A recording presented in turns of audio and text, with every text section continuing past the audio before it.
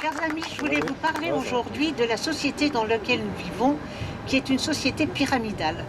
C'est-à-dire qu'en haut, on a 1% de la société, on les connaît tous, ils ont le pouvoir, ils ont l'argent qu'ils pourraient utiliser pour faire le bien, mais en réalité, ce sont des faiseurs de chaos. En dessous, nous avons 4% de la société.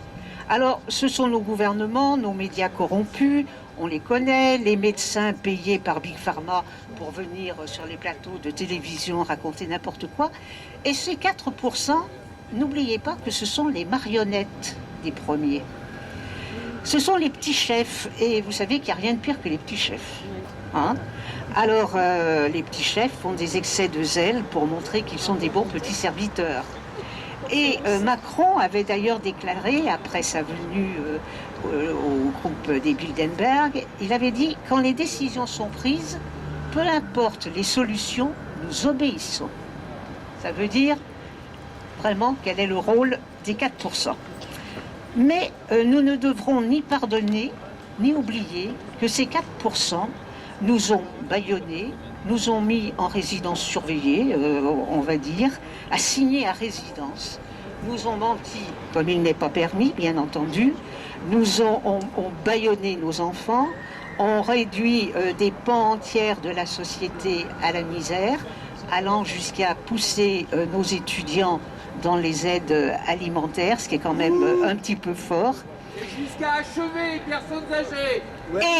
Et, le pire, qu'ils ont refusé de soigner les personnes qui avaient besoin de soins et qu'ils ont utilisé le Rivotril dans les maisons de retraite, qui est tout simplement une euthanasie. Alors, comment expliquer que le plus grand nombre de décès se trouve justement dans les pays de l'OTAN? Il faut quand même se poser la question. Vous avez la Thaïlande, vous avez le Vietnam, il n'y a aucun décès. En Afrique, les gens ont été soignés avec la chloroquine, avec l'artémisia. Vous n'avez pratiquement pas de décès et vous n'avez pas de deuxième, troisième vague, quatrième vague, etc., etc. Donc on est en droit de se poser des questions. Mais enfin, on le sait tous, cette crise n'est pas sanitaire, elle est tout simplement politique et économique. Alors,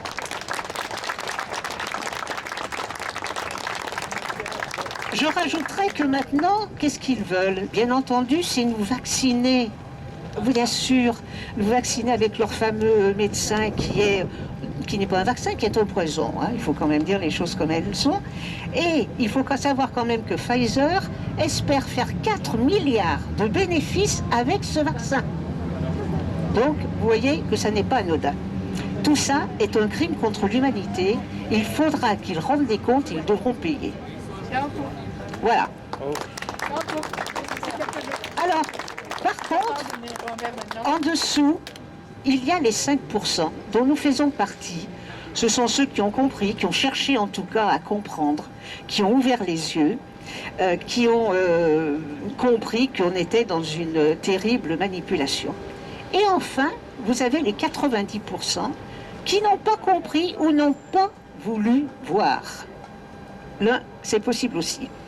Mais je vous annonce une bonne nouvelle.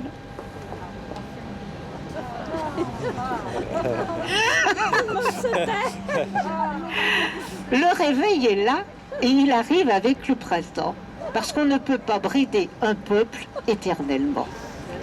Alors il faut quand même savoir que pour la 6e semaine de l'année, là, la semaine du 15 février, le réseau Sentinelle, qui regroupe 700 généralistes et 74 pédiatres, a sorti les chiffres.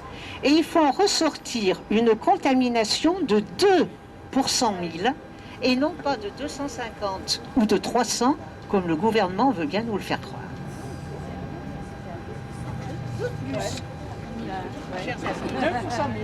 De plus, n'oublions pas que parmi les 90%, bon nombre sont en train d'essayer de comprendre, sont en train d'ouvrir les yeux, en tout cas de se poser des questions et d'avoir des doutes. Et vous savez que le doute, c'est le commencement du réveil.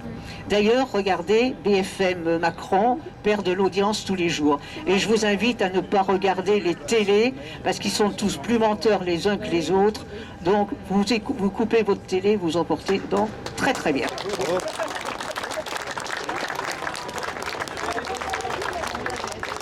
Enfin, regardez que les discours changent. Notre fameux Blachier, il n'est plus pour le confinement. L'odieux Attali, qui est maintenant pour la réouverture des restaurants. Comment cela se fait-il, hein? Sentirait-il le vent tourner? À l'instar de l'Italie, il y a quand même plusieurs pays qui ont supprimé le masque pour les enfants. Et on en parlait tout à l'heure, le tribunal de La Haye a demandé la fin immédiate du couvre-feu aux Pays-Bas. Enfin, chose non négligeable, et c'est un signe pour nous, c'est que toutes les restrictions ont été levées en Russie et elles le seront aux États-Unis à partir du 1er mars.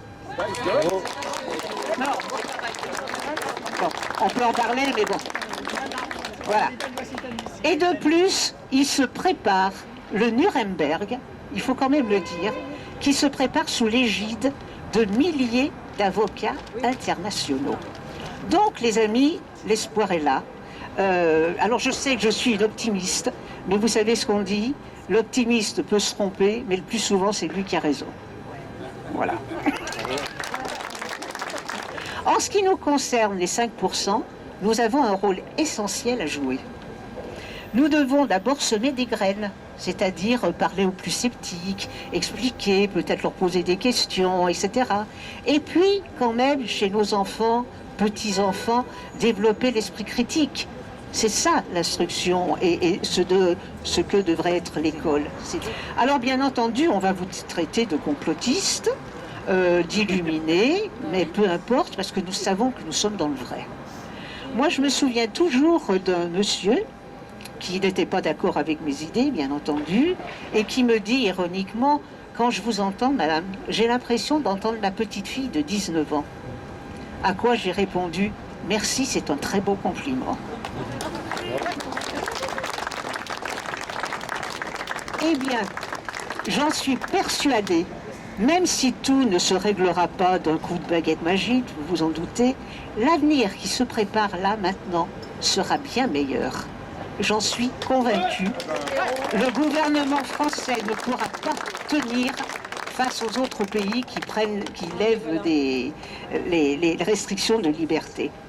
Mais, par contre, il va falloir que l'on se souvienne quand même, on ne devra jamais perdre de vue que la liberté, c'est quelque chose de très fragile et qu'il faudra toujours se battre pour la garder.